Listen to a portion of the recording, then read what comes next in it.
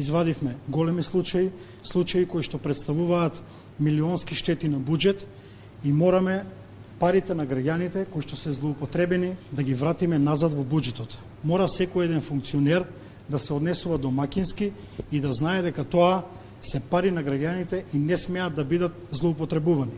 Во наредниот период ќе ги интензивираме и финансиските истраги, што ќе значи утврдување, лоцирање и замрзнување на имотот кој што е принос од казниво дело.